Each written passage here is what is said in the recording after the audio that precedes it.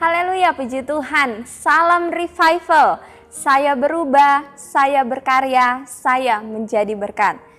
Salam sejahtera bagi kita semua, keluarga GPDI El Shaddai Magelang. Saya percaya kita semua dalam keadaan yang luar biasa, diberkati oleh Tuhan. Puji Tuhan.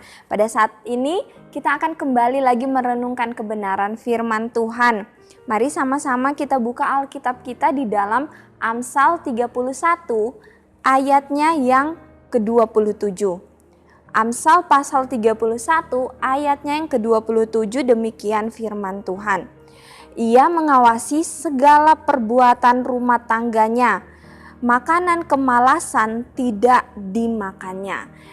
Saya memberi judul renungan kita pada saat ini yaitu memperindah diri. Bapak Ibu Saudara yang dikasihi oleh Tuhan, memperindah itu berasal dari kata indah. Kamus Besar Bahasa Indonesia mengartikan indah ini adalah keadaan enak dipandang, keadaan yang cantik, elok, ya. Memperindah artinya menjadikan sesuatu itu lebih indah, memperelok, mempercantik. Nah, jadi apa yang akan kita perindah, apa yang akan kita percantik dalam hal ini? Ayat kita berkata, ia mengawasi segala perbuatan rumah tangganya, makanan kemalasan tidak dimakannya.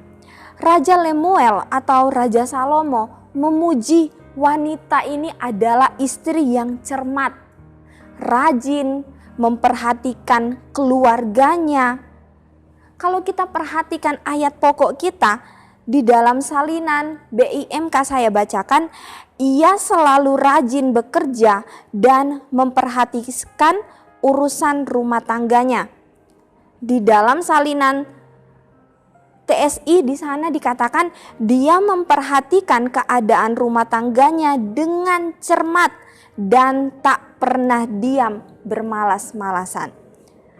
Dia istri yang tidak sekedar memperhatikan keluarganya, memperhatikan rumah tangganya, tetapi dia punya kecermatan, ya. Cermat ini adalah sikap yang hati-hati. Cermat ini adalah teliti, sungguh-sungguh, rajin, ikhlas, dan dikatakan ulet dalam melakukan pekerjaannya. Jadi dia bukan sekedar istri yang memperhatikan, yang mengawasi, tetapi dia adalah istri yang cermat. Wanita yang berbudi luhur selalu memperhatikan keluarganya. Tidak mengabaikan kebutuhan mereka, melihat apa yang akan membantu dan memberikannya bagi keluarganya. Bukan hanya kepada suami dan keluarganya. Tetapi ayat lain menjelaskan bahwa dia memperhatikan sampai kepada pelayan-pelayannya, sampai kepada pekerja yang ada di rumahnya. Kalau kita lihat di dalam ayatnya yang ke-15 di sana dikatakan, ia bangun kalau masih malam, lalu menyediakan makanan untuk seisi rumahnya dan membagi-bagikan tugas kepada pelayan-pelayannya perempuan. Kita lihat di sini dikatakan dia bangun kalau masih malam, lalu menyediakan makanan bagi seisi rumahnya. Dia membagi-bagikan pekerjaan bagi pelayan-pelayannya, tugas-tugas mereka. Perhatikan wanita ini tidak sekedar, oh kamu butuh makan, ya makan, biar kamu sehat, biar kamu tidak sakit. Tetapi sampai kepada menyediakan tentang apa yang dia butuh dan mempersiapkan apa yang dibutuhkan. Tidak sekedar memperhatikan, tetapi tadi dikatakan ada ayat dalam salinan dikatakan dia perempuan yang cermat, pribadi yang cermat, dia teliti, dia berhati-hati, dia tidak sekedar kamu lapar makan ya, tetapi sampai kepada mempersiapkannya. Oh dia harus makan, menyediakannya, membuatkan. sampai kepada pekerja-pekerjanya, pelayan-pelayannya, dikatakan bahwa dia membagi-bagikan apa yang menjadi tugas mereka. Tidak menganggap remeh sebagai seorang ibu rumah tangga. Dia tidak bermalas-malasan, tidak membuang-buang waktu dengan tidur yang ekstra, tidur siang yang ekstra, tidak menelepon, tidak bermain HP, menggunakan internet, tetapi dia sangat rajin, dia pekerja yang sangat keras. Bapak Ibu Saudara yang dikasihi oleh Tuhan, di hari-hari ini yang semakin sulit untuk kita jumpai adalah keluarga yang menaruh perhatian satu sama lain. Bahkan dalam keluarga suami istri, orang tua kepada anak, begitu sebaliknya. Dalam rumah tidak lagi perhatian satu sama lain. Tapi dari kisah ini kita belajar bahwa wanita ini adalah wanita yang cermat, dia memperhatikan keluarganya. Marilah kita di dalam satu keluarga, kita cermat, kita memperhatikan satu sama yang lain. Sikap wanita ini dapat menjadi inspirasi bagi kita untuk bagaimana kita memperindah diri kita. Ada beberapa hal yang dapat kita lihat dari wanita ini menjadi inspirasi sikap yang baik bagi kehidupan kita. Yang pertama yaitu berhati-hati dan memanfaatkan waktunya. Di dalam Efesus 5 ayat 15 sampai ayat yang ke-16 di sana dikatakan, karena itu perhatikanlah dengan saksama bagaimana kamu hidup. Janganlah seperti orang bebal, tetapi seperti orang arif. Dan pergunakanlah waktu yang ada, karena hari-hari ini adalah jahat. Berhati-hati dan memanfaatkan waktunya. Dikatakan dia adalah wanita yang tidak makan kemalasan. Dia rajin di dalam pekerjaannya. Tak pernah diam bermalas-malasan. Menjadi sikap yang baik untuk kita contohi. Memeriksa keluarganya dari segala sudut. Tidak memandang sekilas dan melewatkan detail-detail yang ada di dalam keluarganya. Dapat kita jadikan contoh, menginspirasi kita. Yang kedua, perencanaan yang bijaksana. Dia merencanakan segala hal itu dengan baik, dengan bijak. Berpikir ke depan dengan hati-hati mengenai apa yang akan dibutuhkan di masa depan. Dan mulai mempersiapkan sebelum terjadi krisis. Perencanaan yang bijaksana juga dia mengatur dan menyiapkan hal-hal yang diperlukan dan berguna untuk masa yang akan datang. Kita lihat di sini, dapat mengatur, dapat menyiapkan segala sesuatunya dengan baik. Dengan cermat, tidak hanya sekedar memperhatikan, tetapi dikatakan dia mengatur apa yang menjadi tugas pelayan-pelayannya. Perencanaan yang bijaksana. Amsal 22 ayat yang ketiga berkata seperti ini. Kalau orang bijak melihat malapetaka, bersembunyilah ia. Tetapi orang yang tak berpengalaman berjalan terus lalu kena celaka. Orang yang bijaksana, dia akan mempersiapkan segala sesuatunya sebelum melihat ada bahaya di depannya.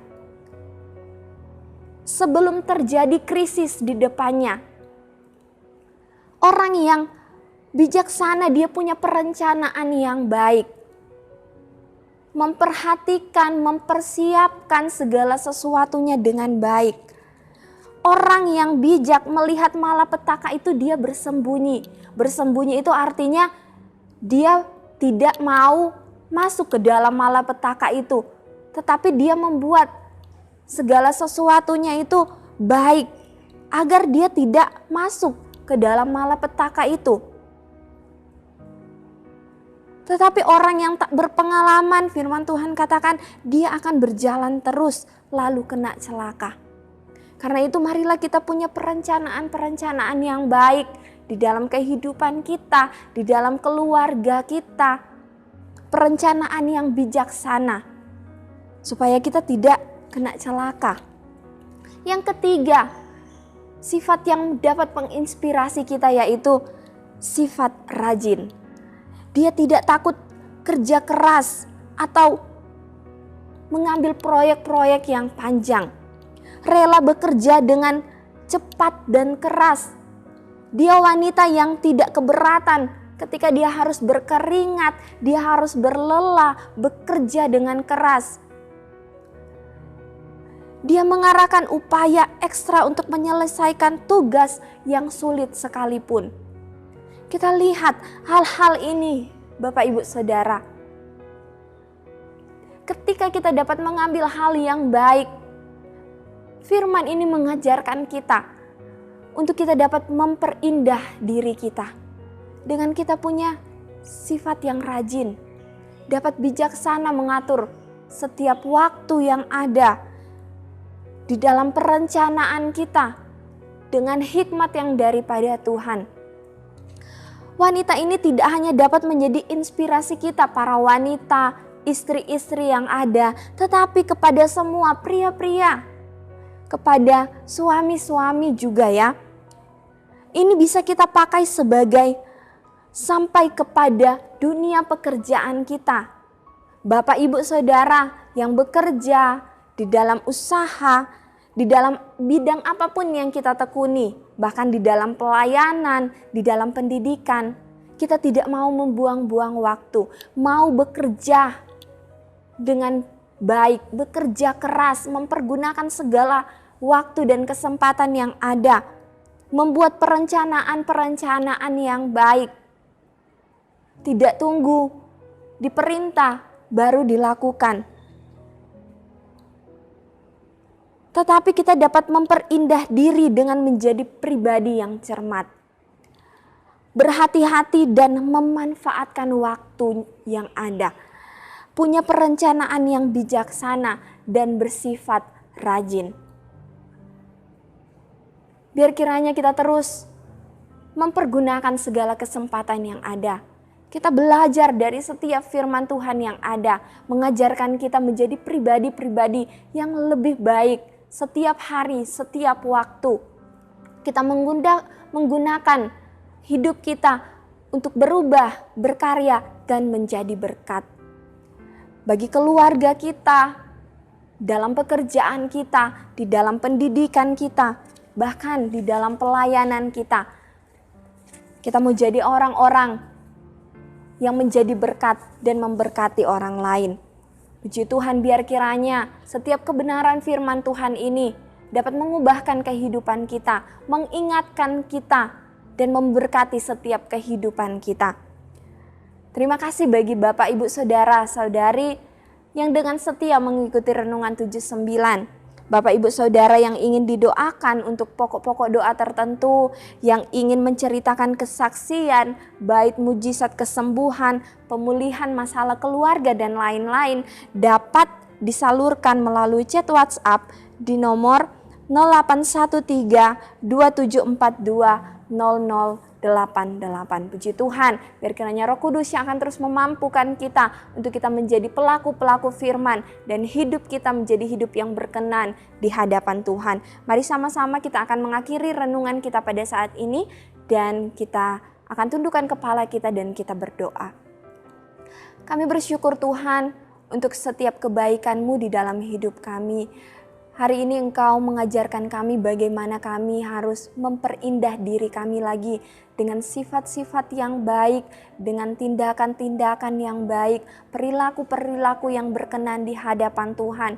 Sehingga kami dapat menggunakan setiap waktu-waktu kami dengan berhikmat, dengan bijaksana. Kami menjadi pribadi-pribadi yang rajin, menjadi pribadi-pribadi yang punya perencanaan yang baik.